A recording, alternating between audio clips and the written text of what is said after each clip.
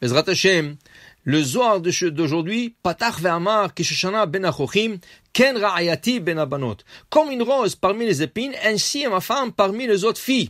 Que veut dire que Shana ben Achochim, dit Rabbi Shimon bar Yochai, Ba Kutsha Berichou, les Mabadlon Israël, qui Gavna Delela. Akadosh Baruch Hu voulait élever le peuple d'Israël à très haut niveau spirituel. Il voulait élever Shana Chada Be'ara, et être comme cette rose unique sur terre parmi tous les épines. Chaque rose, sur sa tige, il y a des épines. Si on laisse les épines pousser trop, les épines risquent de perforer les pétales de la rose. Alors qu'est-ce qui est arrivé? Akadosh Baruch Hu a planté une rose parmi les épines, ça veut dire qu'il a fait descendre la famille de Yaakov,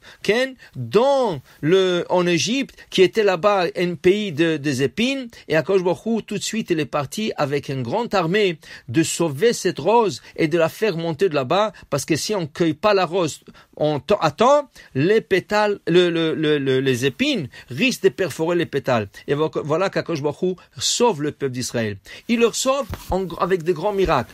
Il sort de l'Égypte. Il y a 10 plaies qui descendent sur Paro et sa nation. Il leur fait traverser la mer Rouge.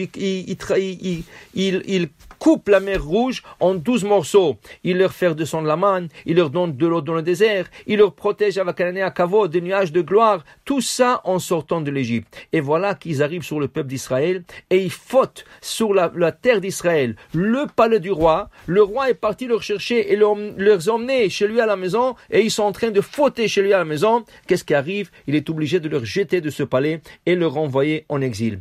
Et voilà qu'ils sont en Babylone. 70 ans d'exil et ils retournent. Mais quand ils retournent, il n'y a aucun miracle qui leur arrive. Il y a aucun prodige qui leur arrive. Il revient et il revient peu. Ils sont sortis quelques milliers de personnes et il revient que 40 000 personnes retournées en Israël. Pourquoi? Ils disent,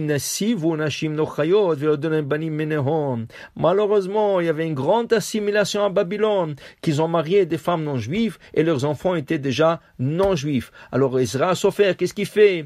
Il trie et il emmène en Israël rien que les familles pures dont le père et la mère sont juifs. C'est le seul qui sont montés. Il n'y avait pas beaucoup.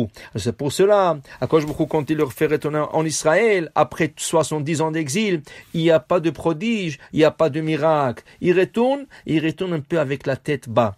Mais est-ce qu'il n'y avait pas de miracle du tout? Non.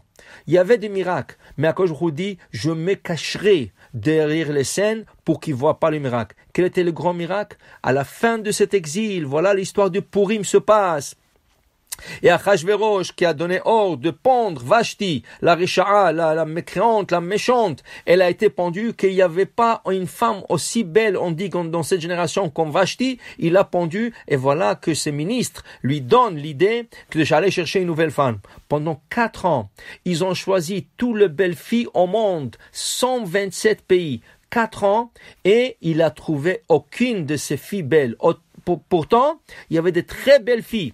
Et qui il trouve belle? Il trouve belle Esther. Quel âge elle a Esther selon nos sages? Elle avait 70 ans. Rabotai, une femme de 70 ans, quand il avait des filles là-bas de 20 ans et de 30 ans et de 40 ans, il avait de très belles filles. Et c'est rien que Vatissa, Hen, Vachesed, Lefana, et Esther a trouvé grâce aux yeux d'Achashverosh. Ça, c'est pas un miracle, ça, c'est un très grand miracle. Pourquoi? Parce qu'à partir de là, toute l'histoire de Purim va tourner autour d'Esther, et c'est grâce à elle qu'Aman il va tomber, et c'est grâce à elle, Mordechai, que le peuple d'Israël va être sauvé, et à la fin de cette histoire, ça va être la période où Koresh, il va donner l'ordre que les Juifs peuvent retourner à Tzion, ils peuvent retourner chez eux. C'est sûr qu'il y avait des miracles, mais il n'y avait pas de miracles ouverts, comme il y avait au temps de Moshe Rabbeinu, que tout ce qu'il a fait. Pourquoi?